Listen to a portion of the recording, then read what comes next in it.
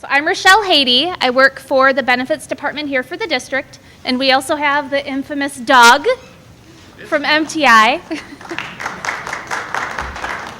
And we're going to spend the next bit of time talking about what it's like when you retire through the school district. So we learned a lot about Medicare, we learned a lot about WRS. Now we're going to learn about what happens to us when we're ready to take that next step. And Doug and I are going to tag team this a little bit, and then hang tight for the end, and we'll be able to kind of walk around and answer your individual questions as well. We're going to talk a whole lot about your pension, about Social Security, your personal savings, and then we're also going to talk about the accumulated benefits that you have. So a lot of this might be just a high-level overview and repeat of some of the things you already learned, but it helps set the groundwork about what's going to happen through the school district. All right. Okay, I'm going to have to just hunch over here. So by the time we're done, I might need a hand getting out to my car when we're done. But I want to start out by just thanking all of you for the work that you do. All right. Whenever I have a chance to speak in front of any educators, any school district employees, just starting out with a word of thanks for all the work you do, and also for attending this tonight. I know this is a tough week for people. Frankly, it's hard not to find a tough week right now, right? But I know parent-teacher conferences grading November is a real challenge. So thanks for being here tonight, and I think we're looking at trying to get everyone out of here by 7:30? 7:15? 7:15, all right? So that's what we're looking at here. So we're going to kind of, as Rochelle said, we're going to kind of talk through some of this stuff that you need to have when you're considering retirement options. And we're going to start with just kind of a brief review from what you just heard, right? You just got a good in-depth information from the Wisconsin retirement system. Going to hit a couple bullets before we move on to other things. So requesting an estimate from WRS, you heard that if you're within a year, you can request that, right? In fact, anyone who's even contemplating possibly retiring, you want to request that now if you think about retiring at the end of the school year, right? You heard it might take 2 to 3 months to get you that estimate. You want to request that information now. Requesting the estimate doesn't commit you to retire. If you decide not to retire this year, next year you request a new estimate, right? You can do that once a year once you get within a year of retirement. For people who want to take a look at what benefits might be more than a year, right? ETF is great when you're within a year of retirement, but if you're 50 or 51 and you want to start doing some estimates and trying to get a sense of when you want to retire, they can't help you then, right? So what you can do is that annual statement that you receive in the spring, that you kind of got that explanation about, that information gives you all the data you need to plug into the calculator on the website to run your own estimates. And you can do that using the ETF website that was referred to before. Each time you get that annual statement, you can do an update on that. We also have people who can help you do that, right? Folks here in the district, any district employee can go down and meet with Rochelle, and she helps people with these. I think this is like monthly meetings that you do, correct? It's kind of hard to see her when I'm facing you folks. MTI members also have the ability to contact us. We have a gentleman named Steve Pike, a retired teacher who now works for WA Member Benefits, and he does individual counselings. So there's plenty of folks who can help you if you want to kind of get an idea, how many more years do I have in front of me until you hit 54 and you can start going through ETF, right? So the website calculator, great for estimating those retirement benefits. Within your packet, for people who just want to do this paper and pencil, you can calculate retirement benefits in a booklet in your packet. And like I said, MTI members, the worksite meetings. So quick takeaways, what people heard, right? The earliest you can retire and have access to the state retirement system is age 55. Hopefully they did not dramatically disappoint any 45-year-olds in attendance, but that is the earliest you can access your state retirement benefits. In a bit, Rochelle and I are also going to talk about district benefits and ages and qualifying events for those, right? But WRS at least age 55. Age, years of service, both of those impact your salary amount. The older you are, the longer you work, the higher your benefits, right? Kind of got that from the previous session. Multiple annuity options. So when you retire, you have multiple choices you can use to select which one is best for you, which one is best for your family and your survivors, right? And again, to reiterate, it's a lifetime benefit. This retirement system is a rock-solid retirement system. It's probably one of the top retirement systems we have. They have $98 billion of assets, and they are fully funded. This is not a retirement system in crisis, right? This is a very significant benefit, and we have fought and we will continue to fight to keep that benefit. So rest assured, that's something that's there for you. So 75-day rule, I think you heard that at the end. Anyone who wants to leave and come back to work, you have to wait the 75 days. Again, anyone contemplating retirement, it's probably hard for you to imagine a day where you'd want to come back after you retire. But we really hope that a number of you are willing to consider that in a substitute capacity. Definitely need substitute teachers, we need substitute SCAs, we need substitute clerical folks, and frankly, a pool of experienced people who are willing to substitute is desperately needed, as I think everyone here recognizes. So after 75 days, you can contemplate doing that. Return to work restrictions, you heard those before too, not being able to work more than 2/3 of full-time without affecting your benefits. You know, frankly, I think that's a boneheaded rule that I'd like to see they get rid of that so that we could bring back more people to work substitute teaching, but for now, this is the rule that we have. And then beneficiaries, make sure your form's up to date. She did a great job of covering that, right?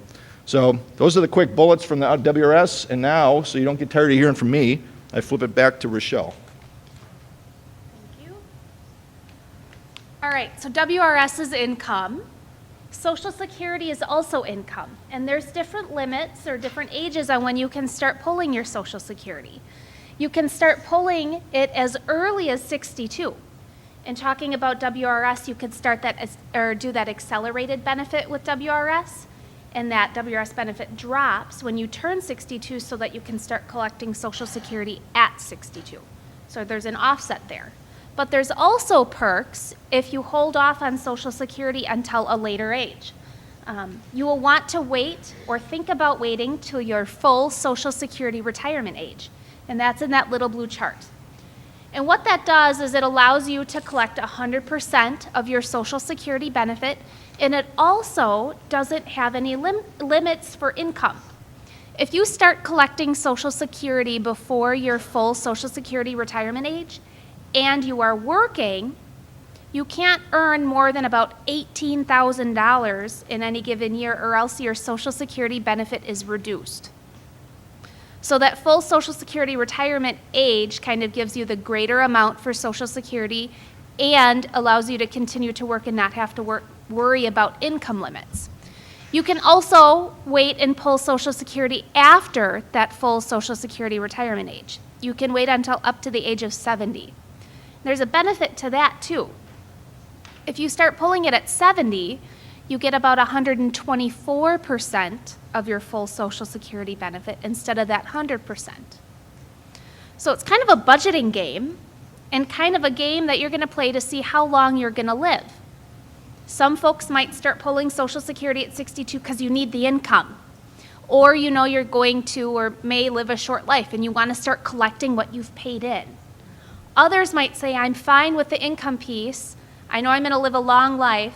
I want to wait until my full Social Security retirement age, or even after that, to maximize that total benefit that I'm going to get over the course of my lifetime.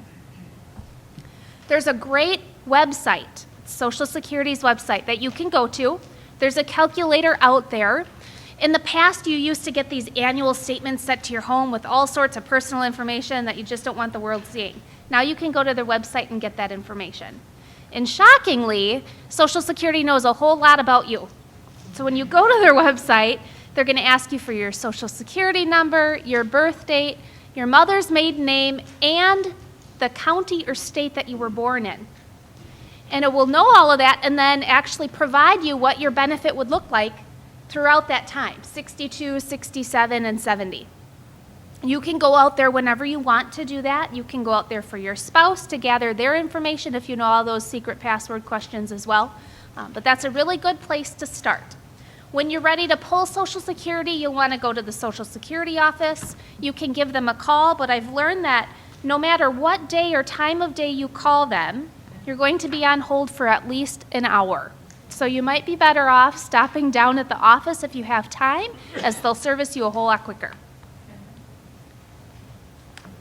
When you're ready to pull Social Security, there's a couple of things that you have to think about. They talk about quarters or credits. To get Social Security, you have to have worked at least 10 years in your lifetime. They talk about 40 quarters, and that comes out to 10 years.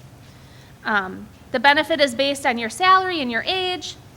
There's hundreds of ways to calculate it, and again, check out their website. That's really the best place to go to get the information that you need. And with that, we're going to hand it back over to Doug. Oh, I am. I'm skipping over stuff. Sorry. We don't want to get done that early, do we? All right, so the other piece of the puzzle is other income, right? So WRS is income, Social Security is income. But there's other pieces that you should consider when you're retiring. Look at your personal savings accounts. How much have you saved? How much do you want to tap into that now versus later? Also think about 403Bs. That's money that you can set aside pre-tax or post-tax through the school district. It's kind of like a 401k for the private sector. If you're not setting money aside in a 403B, start now. It's never too late to start. That's another savings vehicle that gives you access to retirement funds. IRAs are another great way to think about saving for retirement. And once you retire, they're also a really nice savings vehicle. If you have a 403B through the school district and you retire, your ability to pull that money out of that 403B becomes complicated. Every time you want to pull that money out, I have to sign a form for it. So your access to money is just it takes multiple steps. So a lot of folks say when they retire, they're going to take their 403B and move it to an IRA at the time of retirement or after that point, because then you have easy access to your funds and you can manage those funds a whole lot quicker and faster than coming and getting my signature once a month or once a year for your money. That's something that I would say talk to your financial planner about, along with what you should be putting in for a 403B, along with other savings options. You want to make sure you're covered holistically for your finances, rather than just relying off of your pension and your Social Security, because that is not enough for many people. And with that, we'll turn it over to Doug. So we've talked about Wisconsin retirement system, Social Security.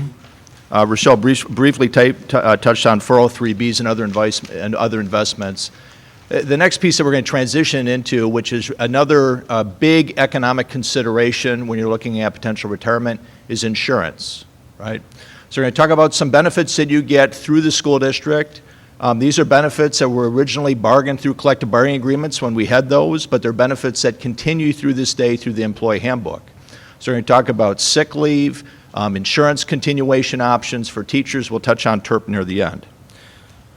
So, not surprisingly here, the retirement date in the school district is similar to WRS, 55, right? So 55 is the age you need to be in order to retire from the school district. You need to be eligible for Social Security, retirement, WRS benefits, sorts of things when you retire. Everyone typically is at age 55. And then there's service requirements depending on your position in the school district.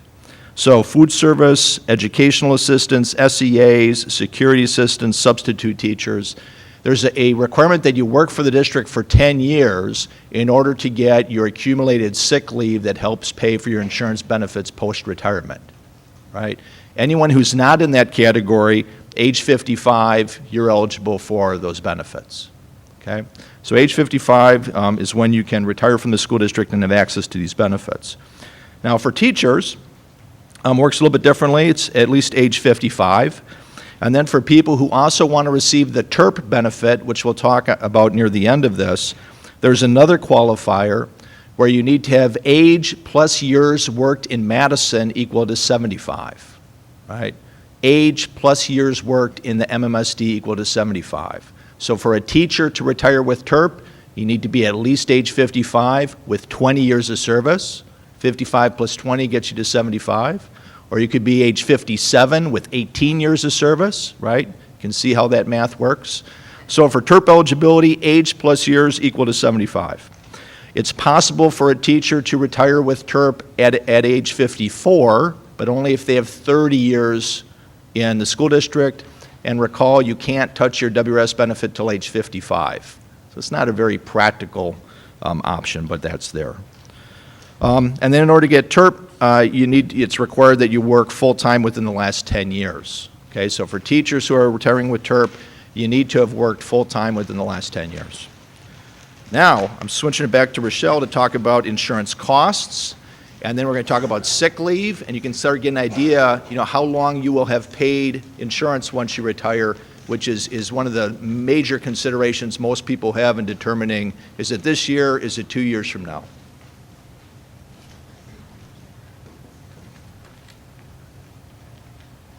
All right, so insurance.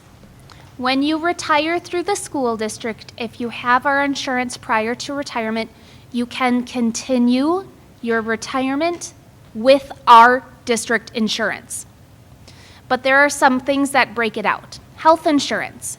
You can continue your health insurance through us until you turn 65 and or your spouse turns 65. At that point, Medicare kicks in. And we can help you through that transition and help you get on a Medicare supplement plan. Now, if you have kiddos that you're still covering when you retire, you can continue them under your plan as well, and they will drop off when they normally do, either when they get a job or they turn 26. Dental insurance you can continue for the rest of your life, forever and ever and ever. But there's a really good question built into that, and that is, how long are you going to have teeth? And how long will you need dental care, right? At some point, you might have all crowns or no teeth, and then you don't need dental insurance. So we say continue your dental insurance for a while, get settled into retirement, and then talk to your dentist about when the best time is to maybe switch off of the dental insurance, because it's cheaper just to pay your dentist out of pocket for maybe your semi-annual cleaning than it is to continue to pay for dental insurance coverage. The other one is life insurance. We have two different types of life insurances through the school district. One is something called Basic Plus Retirement Life Insurance. And if you have that, you would see it on your paycheck. That coverage continues into retirement. So if you have life insurance, you can continue it. When you retire, the premium has to be paid until you turn 65. Once you turn 65, that policy becomes paid in full. So after 65, you don't have to pay a premium, but it will always pay out a benefit to your family members. It reduces over time, but there's always a benefit. So that's that basic life plus retirement. If you have supplemental coverage, you can continue that supplemental coverage till you turn 65 as well. But at 65, it ends. It turns into a term life policy. Things to think about with life insurance, similar to teeth, at some point, you may not need life insurance. Think about when you took life insurance out. You were maybe younger, you had a mortgage, you had kiddos, and you were protecting your family if something were to happen to you. Retirement is another time to stop and think about what that life insurance is for. Is it a burial benefit and you don't have money set aside? Then maybe you need the life insurance policy. Do you have kiddos that you need to support? Yes or no? Do you have a mortgage that needs to get paid if you were to pass away? Yes or no? Those are all things that you want to think about. And also if you have other coverage, that's another key. Do not overinsure yourself. You may not need $1 million of coverage when you're 72 years old. You may need that at a different point in your life, but maybe not at that point. Things that don't continue when you retire are flex spending accounts. So know that your flexible spending that you have set up through the school district ends the month in which you retire. So use all of that money that you can before your retirement date. There is no benefit to leaving that money there, and you can't really continue it very easily. Vision insurance also ends when you retire. So we have vision insurance that buys glasses. Get your glasses before you retire. Get your contacts before you retire. Use that benefit because you've paid for it. But then once you retire, that benefit ends. And then disability insurance. If you have long-term disability through the school district or short-term disability through the school district, know that that coverage ends as well. The other thing to think about with insurance is, do you continue it with us or do you continue it with a spouse? If your spouse is still working when you retire, I strongly suggest you do a little research to figure out what your spouse's benefits are. It is more cost-effective to save the money that you've earned through the school district and go on your spouse's plan if they're still working. Continue on your spouse's plan and save that money through us. When your spouse retires, then you can come back and access that money through us. It might seem odd, and you might even feel like their coverage isn't as good as ours, but when we look at the premiums, it pays off. Family coverage is thousands of dollars a month, tens of thousands of dollars a year. You might be better off going to your spouse's plan, having them pay a little more out of their paycheck, maybe even having a deductible, than spending this amount of money on insurance coverage. Start talking to your spouse's employer now about it rather than closer to retirement. Retirement's a very stressful time, right? And I want to make sure you understand everything that you're going into, including the benefits that you can get elsewhere.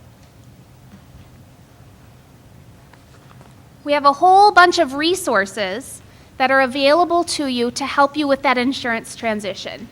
I'm here and help a lot of retirees through this process. We also have M3, who came and talked earlier today about Medicare. They do this at no cost to the school district employees. So when you're getting to the point of Medicare age, retired and 65, reach out to M3. They will help you get over the hump of Medicare. There's also another really great resource in Dane County and all of the other counties in the state. It's the Aging and Disability Resource Center, so ADRC. In Dane County, they're located in Madison off of Sherman and Northport, so kind of on the north side of town. They help with Medicare, Medicaid, Social Security, and all of those other government plans. They're fabulous. If you're also working through aging parents that have those needs, use them for that as well. They will come to you to help you through that transition.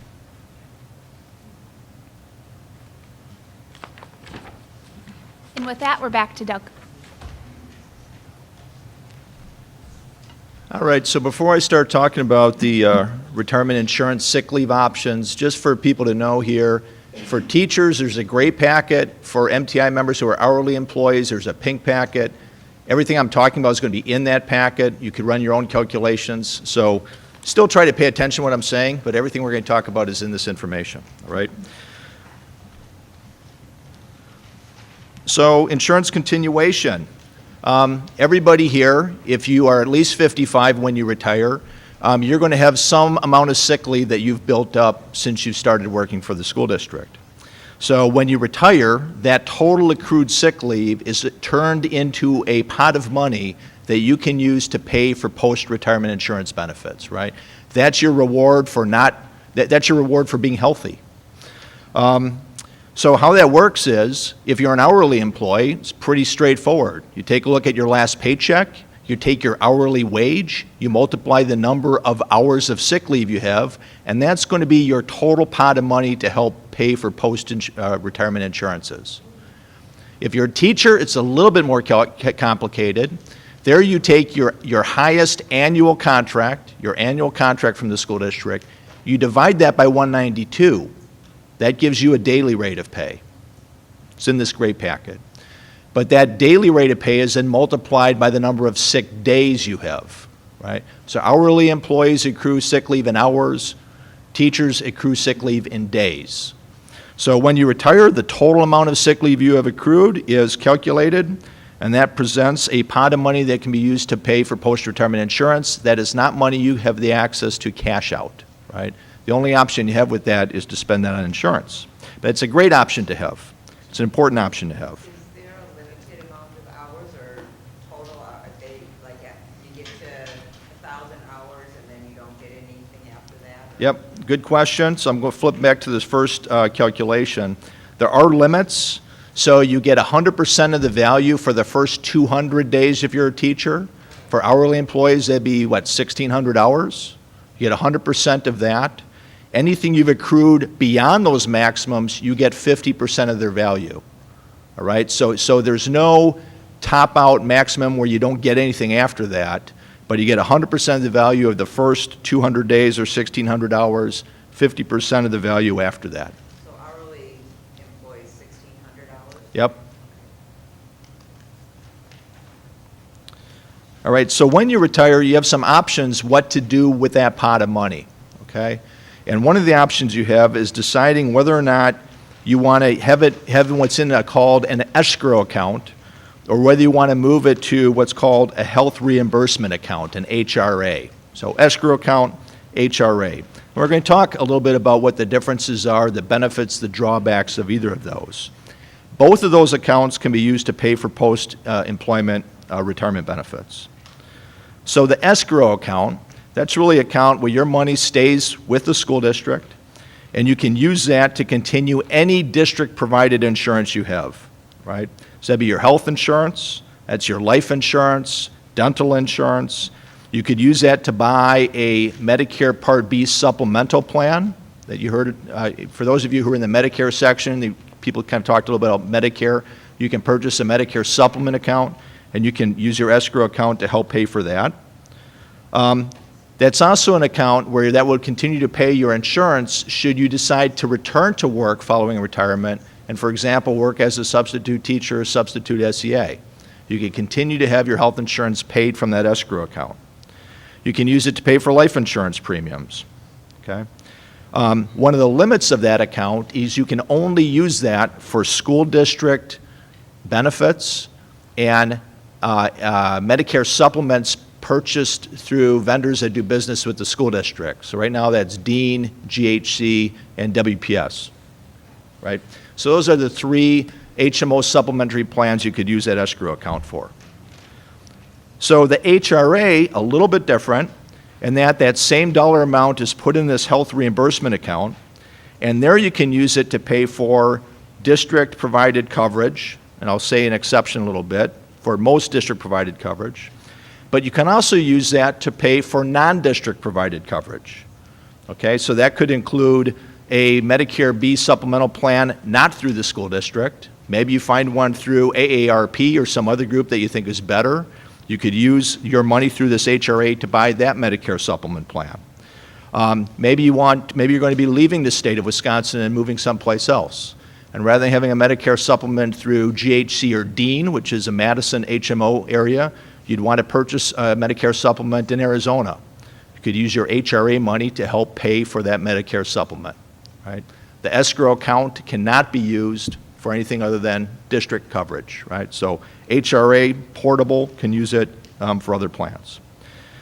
One of the downsides with it, you cannot use that while you're working, right? So if you decide that you want to come back and work as a substitute teacher, you cannot have your HRA account pay your health insurance premiums while you substitute teach.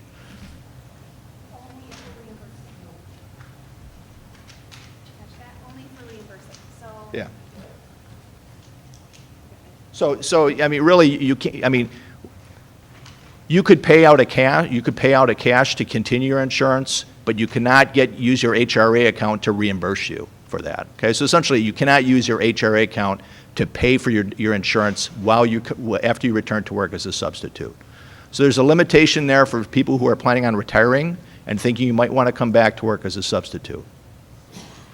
The other limitation, you can't use it for life insurance, right? You could use it for health and dental insurance, not for life insurance for some strange tax-related reason.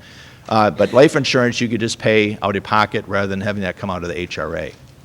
So when we meet with most people tend to choose the HRA option because of the flexibility to use it for more plans later on.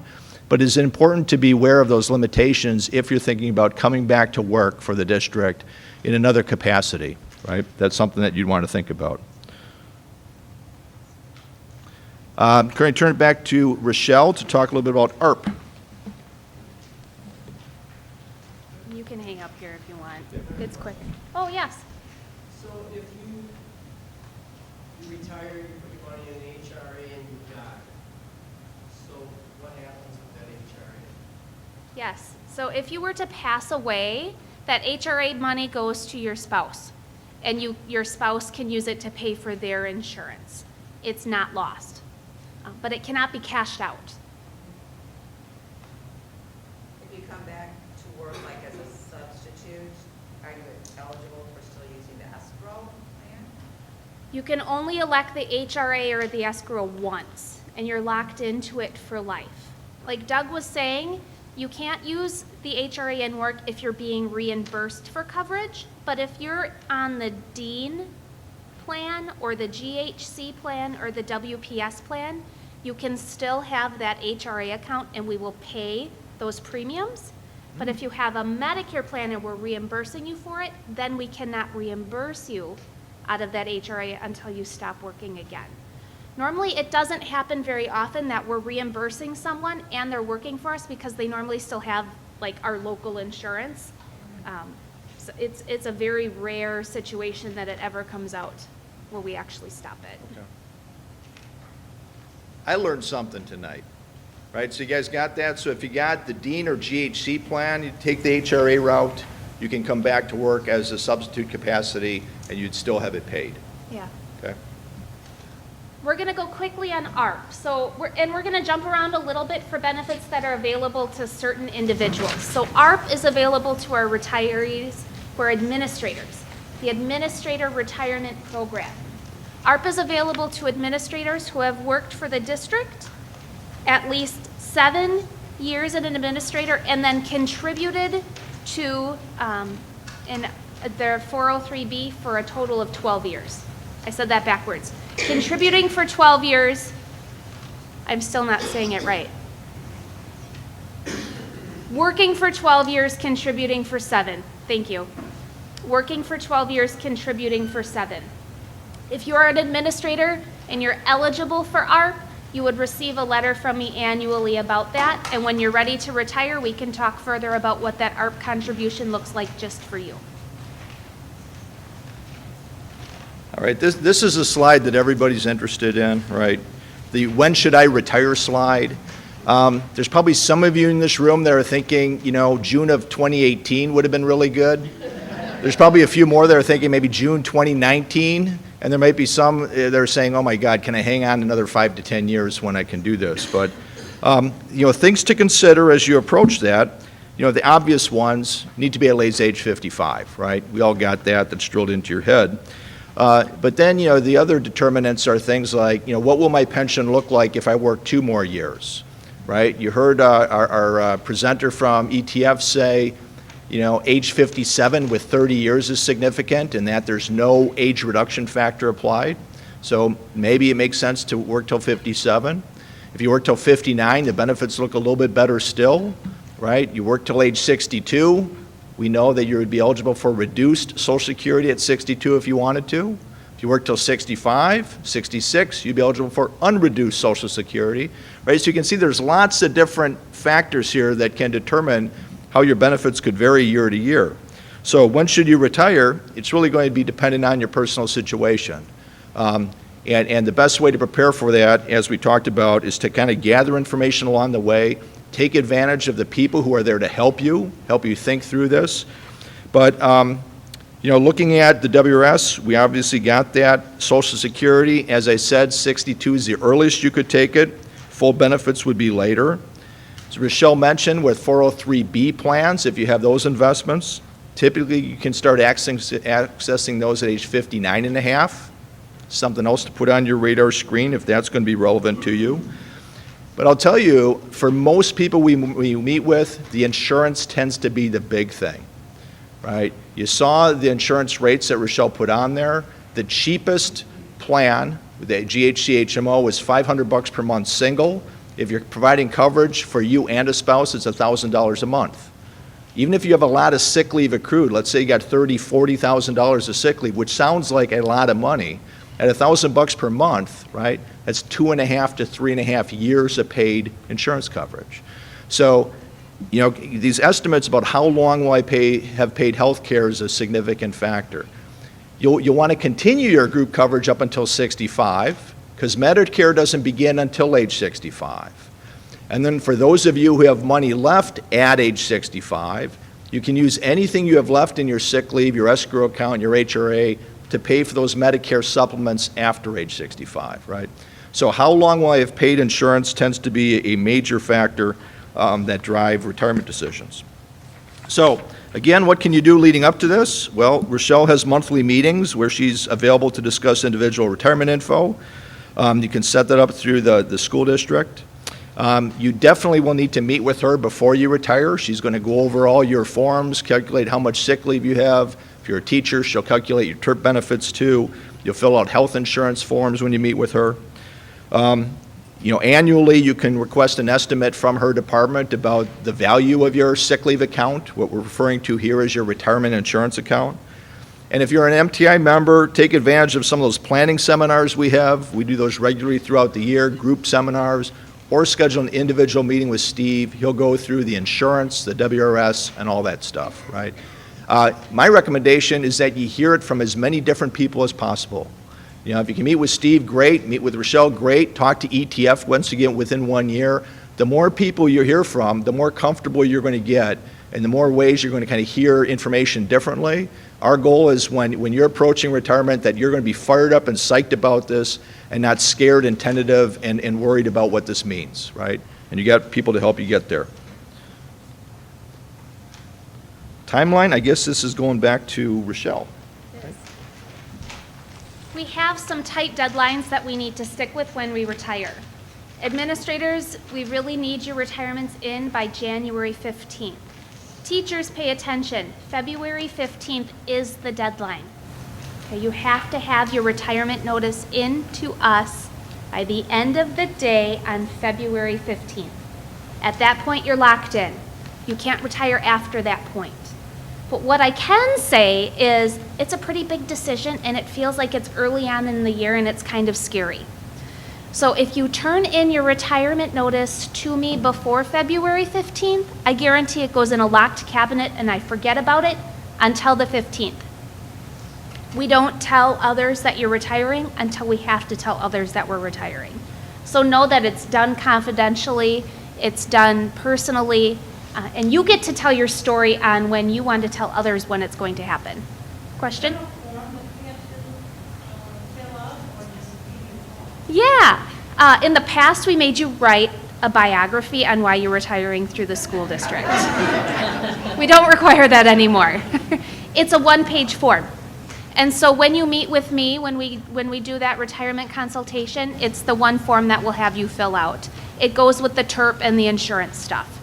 You can find it on our website if you want to turn it in. Just search for the separation form.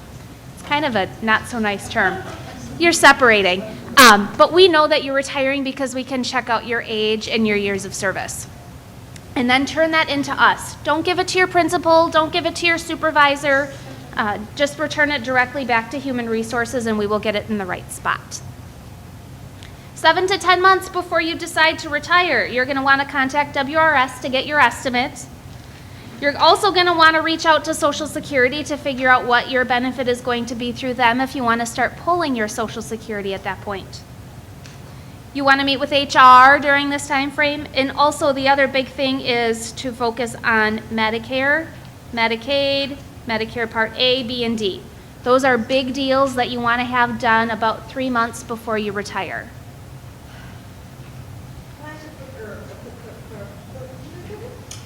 Clarification, you said your teacher retire after February. Yes. Are you referring to can't retire period and Oh, good question. Yes. Good question. So if you were to put your retirement notice in after February 15th and a teacher, you forfeit TERP. You can still collect your retirement insurance account, but you forfeit TERP. That February 15th is imperative that that time is turned in. Otherwise, you get to work a whole nother year with us, which we would love. I'm not sure you would be very happy about it. Thank you. All right, we're going to skip over questions and move right on to TERP. All right. So we promised you 7:15. It might be 7:18, okay? But very quickly, we will finish here. So this is the last piece. This is going to be TERP for teachers. To confirm, TERP is still a benefit that teachers are eligible for that continues through this school year, that continues through next school year, right? We go year by year on TERP, but we get this agreed to a year in advance so that you folks know that TERP will be here at the end of this school year and at least at the end of the next school year. TERP, in order to be eligible for it, I mentioned it before, age plus years of service in Madison equal to 75, okay? For TERP calculation, part-time year counts the same as a full-time year. A year you worked as an EA before you became a teacher, or a substitute before you became a teacher, those also count as a year of service when we're calculating TERP eligibility. Age, it's your age as of August 30th, the year you retire. So the person who turns 55 in October, you're out of luck, right, for the TERP, but it's your age as August 30th, the year you retire, in order to meet that TERP calculation, right? You have to work full-time at least 1 year within the past 10 years, okay? Now, what does TERP mean? Well, if you're eligible for it, what TERP gives you is 19% of your highest contractual salary per year for 3 years, okay? 19% of your highest contractual salary per year for 3 years, that's a total payment. It's paid out as a monthly benefit. That TERP benefit can be taken as cash, in which case it's fully taxable. You would add that to your WRS monthly annuity for income. Or you could choose to use TERP to pay for various insurance benefits, in which case it is non-taxable. Most people use it in that fashion, okay? But you'll have some options what to do with that. So that is then a way to really extend how long you'd have the paid insurance coverage. So age 55, age plus years worked in Madison equal to 75, that's the eligibility criteria. 19% per year for 3 years is the amount that you get paid. If you want to run your own calculation, it's all in the gray packet. Just enter your numbers, follow the calculation, and you'll be able to see how much that dollar amount is. All right, so I think we covered the escrow account and the HRA, right? And what is this? 717. So questions, opening up to questions. Yes? Rachel, when are you available for meetings? Are you located in this building? Yep, so I am available for meetings. I am located in Doyle in the Human Resources Department. The monthly meetings that were talked about are really kind of the next step that you'll want to go to. They're small group retirement meetings. They're usually the second Tuesday of every month. Second Monday of every month from 3:30 until about 5:30. So it's early release Mondays. If you can't make it to that meeting because of your work schedule, let me know and we can do a one-on-one individual consult. What I like about the group meetings, there's usually 5 to 10 people that come, and the interaction between those in those conversations really gets our brain juices flowing, and we get really good conversations and talking points that maybe you've never thought about before. So I would say come to one of those. What if you ready to sign all of our paperwork? Come to that meeting still, because we go over all of that paperwork and we fill it out right then and there. At those meetings, you'll have it, if you sign up for one of those, you have all your information. How do you sign up for those? They are on the district website. So if you're computer savvy, go to the district website, go to the Human Resources Department, click Benefits, and then click Retirement, and you'll see the sign up right on there. If you're not computer savvy, I can write your name down after this and we can find some time. Yes? I have one more question about, so at retirement, do we get an option to switch from, say, point of service to a like, I want to carry my point of service GHC as long as I can, but then I don't want to pay for that extra stuff eventually? Yeah. Or do I have to wait until the October to November window? No, retiring is what we call a qualifying life event, which allows you to change your insurance through the district or enroll in a spouse's insurance somewhere else.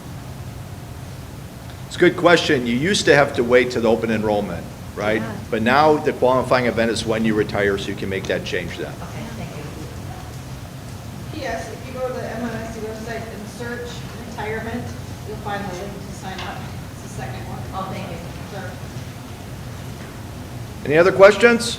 We're going to hang out down here if any individuals want to talk. Otherwise, thanks for coming. Thanks for your work.